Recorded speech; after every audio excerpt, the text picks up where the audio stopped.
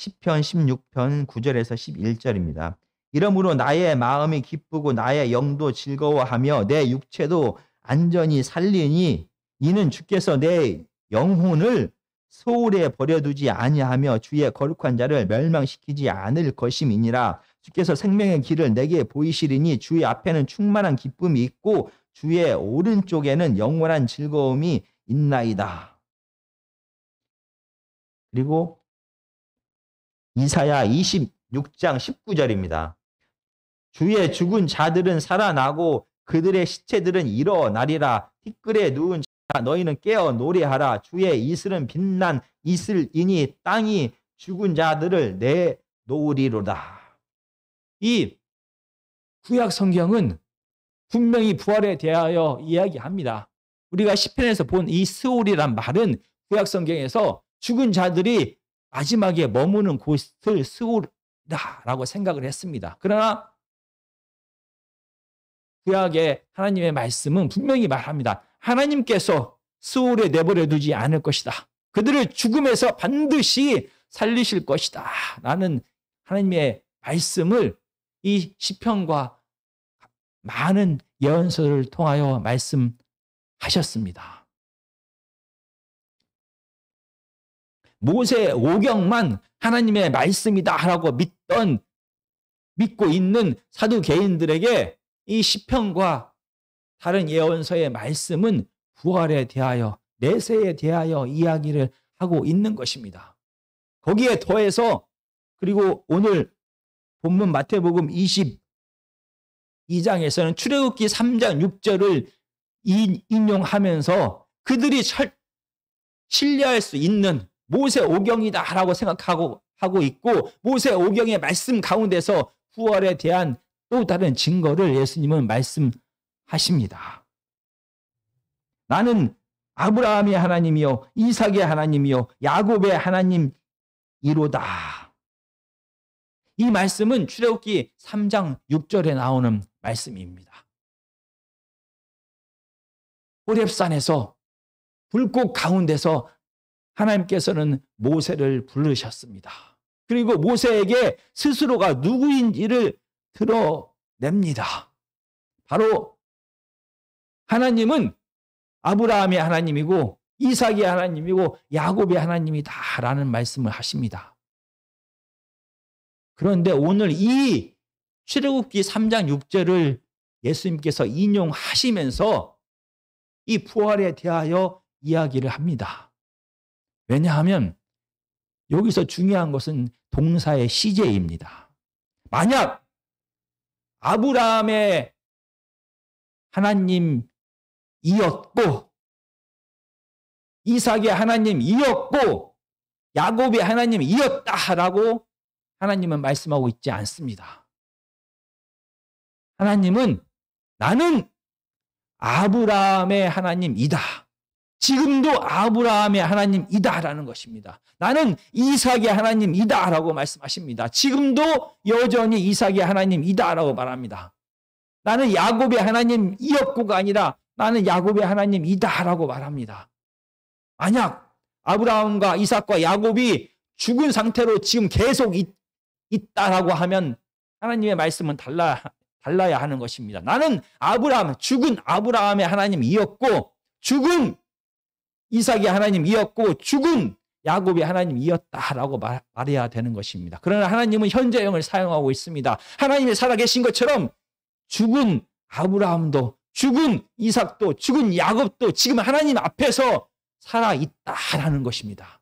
그들이 죽은 것이 아니라 죽고 모든 삶이 끝난 것이 아니라 하나님께서 아브라함을 죽음 가운데서 하나님께서 이삭을 죽음 가운데서 하나님께서 야곱을 죽음 가운데서 다시 살리셨다. 그래서 지금 너희 눈에는 보이지 않지만 아브라함과 이삭과 야곱은 살아서 하나님 앞에 있다라는 것을 예수님은 얘기하고 있는 것입니다. 이렇게 사두개인들은 하나님에 대하여, 하나님의 능력에 대하여, 하나님의 말씀에 대하여 잘못 알고 있었습니다.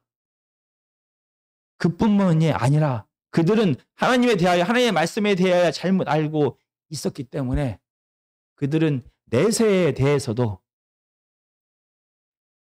죽음 이후의 세상에 대해서도 잘못 알고 있었습니다.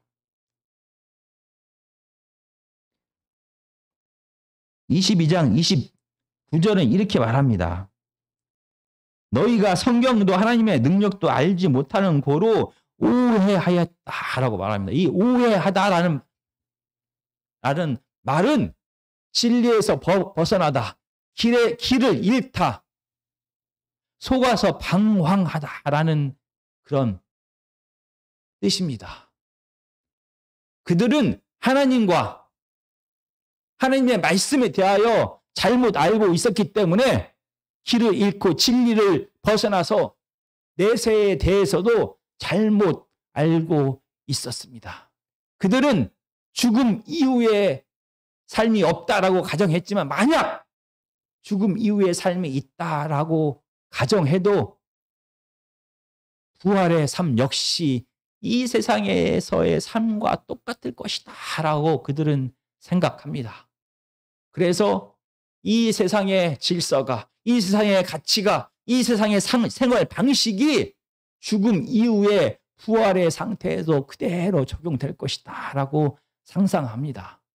그래서 죽음 이후에 이 7형제가 한 여자를 두고 어떻게 해야 되는 것입니까? 라고 물었던 것입니다. 이 질문에 대하여 다른 말씀을 하십니다. 죽음 이후의 세상, 부활의 삶은 이 땅에서의 삶과 전혀 다르다라고 말씀하십니다. 천사와 같다라고 말씀하시면서 드디어 이 사두개인들의 질문에 대하여 답을 하십니다. 7 형제가 한 여자를 취했는데 부활 후에는 누구의 아내가 되어야 됩니까? 라는 이 질문에 부활 이후에는 결혼하지 않는다라고 예수님은 말씀하십니다. 이 땅에서는 새로운 생명이 탄생합니다.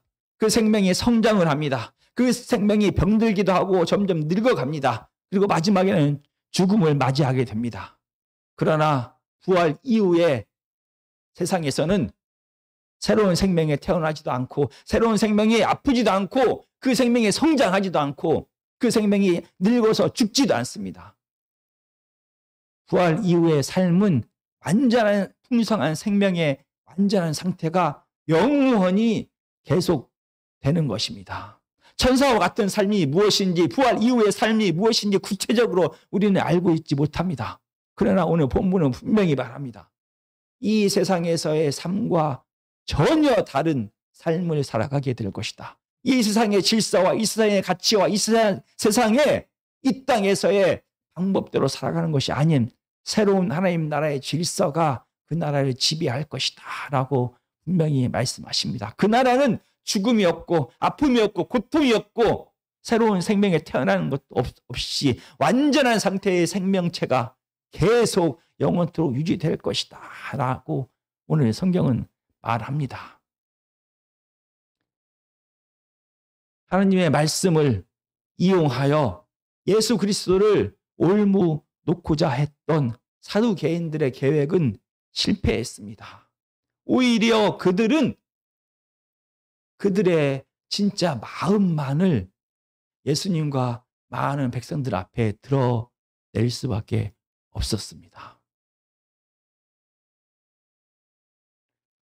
바리새인들이 예수 그리스도를 올무로 잡아서 함정에 걸리게 하기 위하여 납세에 대한 질문을 했습니다. 그러나 그들은 실패했고 오히려 바리새인들의 외식이 드러나게 되었습니다. 마치 그들은 하나님이 왕인 것처럼, 마치 그들은 이스라엘의 독립을 원하는 것처럼 말하고 살아갔지만 그들은 진짜로 가이사를 이미 왕으로 인정하면서 그의 지도 아래서 혜택을 받으면서 살아갔습니다. 그래서 이런 혜택을 받는 그들이 당연히 세금을 바치는 의무를 하는 건 당연한 것이다 라고 예수님은 말씀하셨습니다. 그러면서 바리새인들의 이 외식을 드러냈습니다. 자기들의 진짜 마음이 드러나자 바리새인들은 아무런 말도 할 수가 없었습니다. 마찬가지입니다. 오늘 본문이 끝나고 34절은 이렇게 말합니다. 예수께서 사두개인들로 대답할 수 없게 하셨다 함을 바리새인들이 듣고, 사두개인 역시 예수님의 대답에 아무런 말도 할 수가 없었습니다. 왜냐하면 그들 역시 그들의 진심이, 그들의 진짜 마음이 드러났습니다.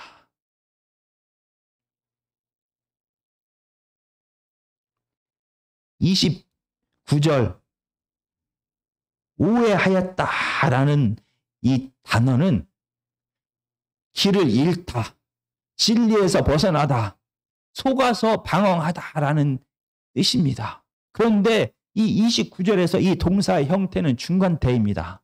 이 중간태라는 말은 그들이 스스로 길에서 벗어났다, 스스로 길을 잃었다, 스스로 진리에서 벗어났다, 스스로 속아서 방황하였다라는 뜻이 됩니다.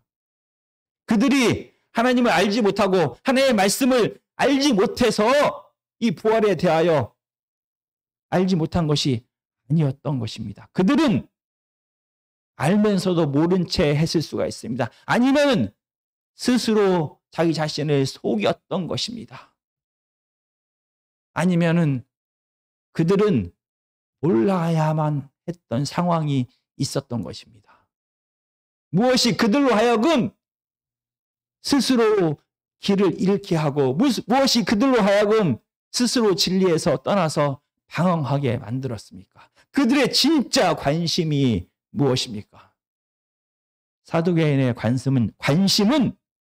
진짜 관심은 부활이나 내세나 영생이 아니라 진짜 관심은 이 땅에서의 힘과 권력이었습니다. 그들은 이 땅에서 그들이 누릴 수 있는 모든 힘과 권력을 누리면서 살고 싶은 게 그들의 진짜 관심이었습니다. 그 결과 이 관심 때문에 그들은 스스로가 하나님의 진리에서 벗어나서 방황하는 삶을 살게 되었다라는 것입니다. 그들의 관심이 이 땅에서의 부귀영화였다는 것을 바로 이 사두개인들이 예수님께 한 질문을 택한 그 질문에서도 알 수가 있는 것입니다. 그들은 많은 질문 가운데서 하필이면 수혼법에 대하여 예수님 앞에 질문을 했습니다. 물론 구약의 곳곳에 예언서에서 시편에서 내세에 대하여 부활에 대하여 이야기를 하고 있지만 구약 시대의 이스라엘 백성들은 내세에 대하여 영생에 대한 부활에 대한 개념이 정립되어 있지 않았습니다. 그들은 이 땅에서의 삶이 끝이다라고 대부분 다 생각했습니다. 그러나 그들이 영원히 살 수 있는, 그들의 삶이 계속 이어질 수 있는 방법이 딱 하나 있다라고 그들은 생각합니다. 그들이 죽은 다음에 그들의 상속자를 통하여, 그들의 후손을 통하여 그의 이름이, 그의 유산이 계속 이어지게 되는 것입니다. 그래서 후손을 낳는 것, 아들을 낳는 것, 상속자를 낳는 것이 그들이 생각하는 영원히 사는 길이었습니다. 만약 상속자가 없다면, 만약 아들이 없다면 그들의 삶은 이 땅에서 끝입니다. 저주인 것입니다.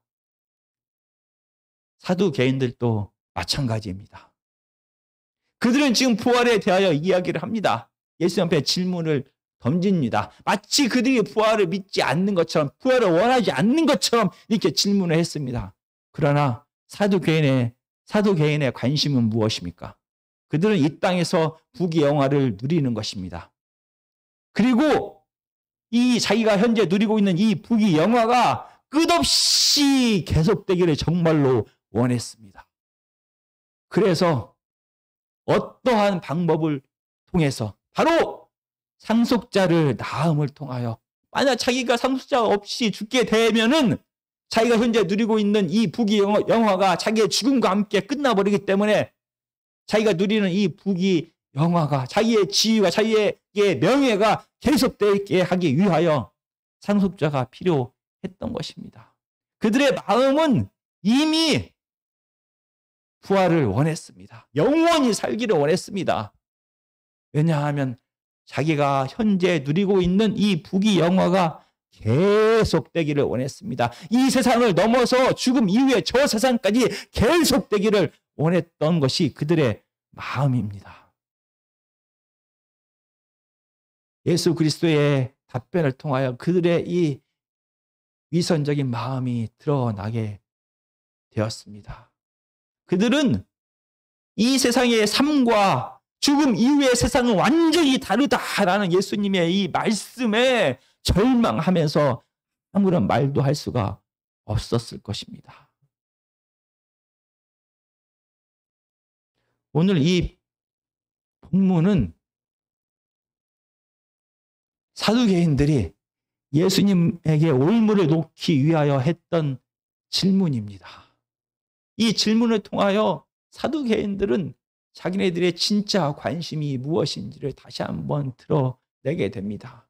그들의 진짜 관심은 이 세상입니다. 이 세상에서 더 많은 재물을, 더 높은 지위를 얻고 누리는 것이 그들의 목표였습니다. 그리고 자기들이 누리고 있는 이 부귀 영화가 영원히 계속되기를 원했습니다. 이렇게 이 땅에 대한 관심, 부귀 영화에 대한 관심이 그들로 하여금 하나님의 말씀을 온전히 이해하지 못하게 만들었습니다. 그들로 하여금 세상의 권력과 쾌락을 쫓아가다는 그들의 마음이 하나님의 말씀을 온전히 볼 수 없게 만들었습니다. 그래서 그들이 원하는 부분만을 하나님의 말씀으로 인정했던 것입니다. 그러나 성경은 분명히 말합니다. 이 땅에서의 삶과 죽음 이후의 삶은 완전히 다른 것이다 라고 말합니다. 이 땅에서의 삶은 우리가 가족을 이루어야 되고 그 가족을 통해서 우리가 많은 것들을 누리면서 이 누리는 것이 이 땅에서 멈추는 것이 아니라 우리의 가족들을 통하여 계속 이어져야만 하는, 우리의 정욕과 탐욕이 주장하는 세상의 질서가 기준이 되는 세상인 것이 분명합니다. 그러나 죽음 이후의 삶은 완전히 다릅니다. 죽음 이후의 삶은 천사와 같은 삶인 것입니다. 사람의 힘과 노력으로 무엇인가를 이루어가는 삶이 아닌 하나님의 생명 안에 거함을 통하여 그 생명력을 온전히 누리면서 살아가는 완전히 새로운 나라인 것입니다. 힘과 쾌락이 지배하는 세상이 아닌 하나님의 질서가 다스리는 새로운 세상일 거다라고 성경은 분명히 말합니다. 이 새로운 세상을 보지 못하게 하는 것은 이 땅에 대한 우리의 탐욕과 필요와 우리로 하여금 하나님의 말씀을 온전히 보지 못하게 하고 죽음 이후의 세상을 온전히 믿지 못하게 하는 것입니다. 거기에 더불어 끝으로 오늘 이 본문의 말씀은 예수 그리스도의 죽음과 부활에 대하여 힌트를 우리에게 주고 있습니다. 24절에 보면은 만약 어떤 사람이 자식이 없이 죽으면 그 동생이 그 아내에게 장가들어 형을 위하여 상속자를 세운다라고 말합니다. 누군가가 죽으면은 상속자가 없으면 상속자를 세우기 위해 다른 사람이 필요하다라고 말합니다. 이 세우다, 상속자를 세우다라는 이 세우다라는 말과 부활하다, 다시 살리다라는 이 단어가 똑같은 단어입니다.